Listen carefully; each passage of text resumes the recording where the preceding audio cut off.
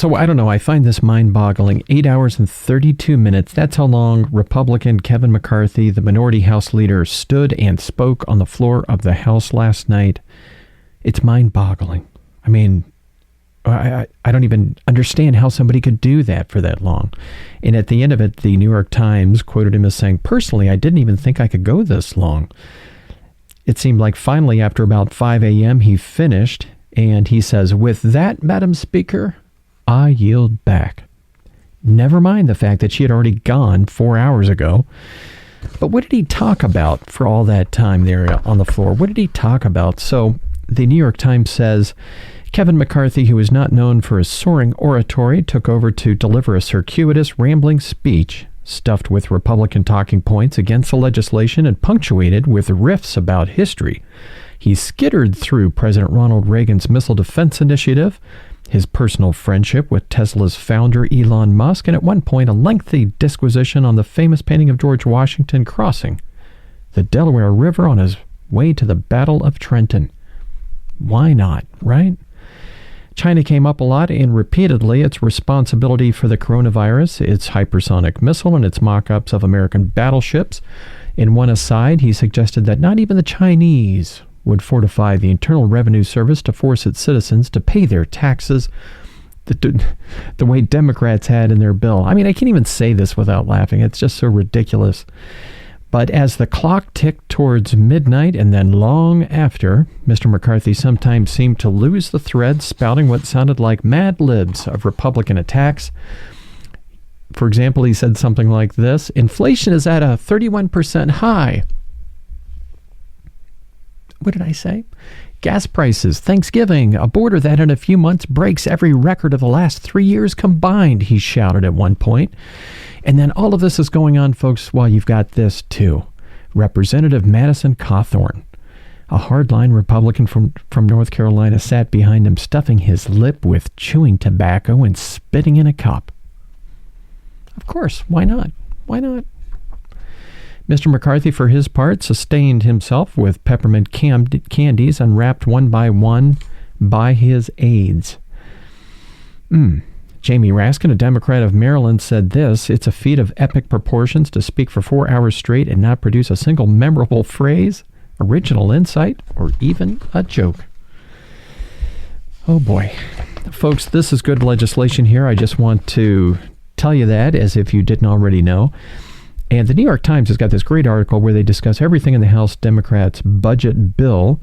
And it starts off with child care, the biggest component of families, which is the way they've kind of broken it up in this article.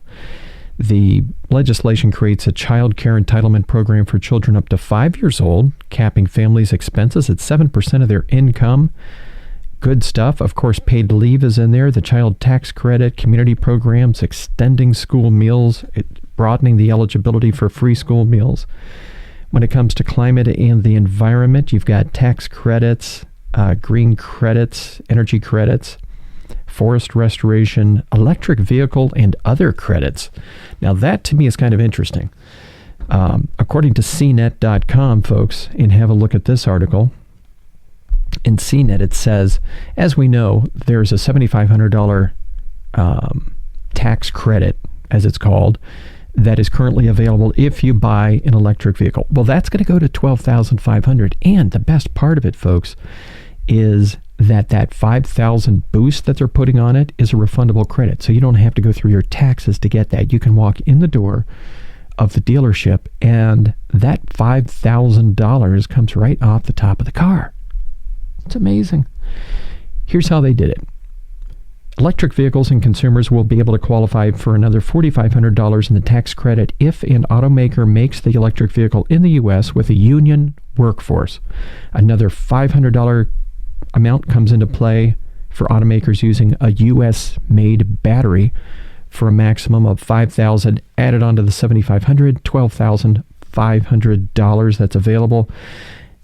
I mean, it's good stuff because that builds jobs. Batteries that are made here, cars that are made here. You add that to the infrastructure bill, the CARES Act. Folks, he's really doing some good stuff here. And I don't say that just because I want to. It's because I believe it, and I believe it because I see it. And last night we saw it, folks. Progressives, moderates, everybody coming together. And when it comes to healthcare, folks, I just want to add this. You can certainly go through and take a look at all of these different points on the New York Times website. But what they're planning to do with healthcare, other things like, remember there were 12 states that never expanded Medicaid? Well, now, in this bill, the states that did not expand Medicaid, the people in those states that have nothing will be able to get insurance. And they're going to subsidize a process for them of getting insurance for consumers that are in poverty. That otherwise, if they were in a state that expanded Medicaid, they would get the insurance. And because they're in a Republican state, generally speaking, they don't have it. Well, that's going to change. I mean, amazing stuff. Healthcare. I mean, these are the basic tenets of human life that we need to have. And of course, the Republicans, folks, are going to denounce this bill as socialist. It's what they do. When in reality, it's a government that's becoming more designed to be of, for, and by the people of America. It's a government that works for Americans. It's a government that creates jobs. Biden is building bridges, retrofitting schools, building electric vehicles, adding charging stations, replacing the nation's lead pipes. The list just keeps going on and on and on. And I would also argue this, folks. Have you heard Janet Yellen out there in the past few days? Well, this was on November 14th. This is according to this Face the Nation article. Evergrande, China's largest property developers, on the hook for more than $300 billion to creditors. It's a little bit tenuous. And here's what she says. Real estate is an important sector of the Chinese economy. It accounts for about 30% of demand, which is amazing. She told Face the Nation, Margaret Brennan, over the weekend, in a slowdown in China, she says, of course, would have global consequences. China's economy is large, and if China's economy were to slow down more than expected, it could certainly have consequences for many countries that are linked to China through trade. It's a long-winded way of saying, folks, we're just all linked economically. So if China gets into trouble with this Evergrande situation and it produces a shock wave, I'm not saying that it will, but if it does, this kind of legislation is going to be what helps us get out of that. It's a job-creating bunch of legislation. So if the economy takes a hit, with this Evergrande situation, we don't know what's going to happen to that, right? It might work out fine. It might not. But when you've got this kind of social legislation that actually creates jobs, you can help avoid the major impacts of that. And to me, that's not socialist, folks. And this is, the analysis has been made. FDR did the same thing with WPA projects and that kind of thing. I'm not saying the economy is going to tank. Far from it. But if it were, this is the kind of legislation that you would want that would help you through it. So, folks, this is, again, this is stuff that makes the Republicans mad. That's why Kevin McCarthy went on for 8 hours and 32 minutes last night. That's why he embarrassed himself. And I just want to say that if we set this up right, and we create this government that works of, for, and by the people, which is where we're going to right now with this, there's nothing that we can't do. And I know that's what Biden says, but it's the truth. I really believe that the Democrats are the party of tomorrow. The Republicans are the party of yesterday.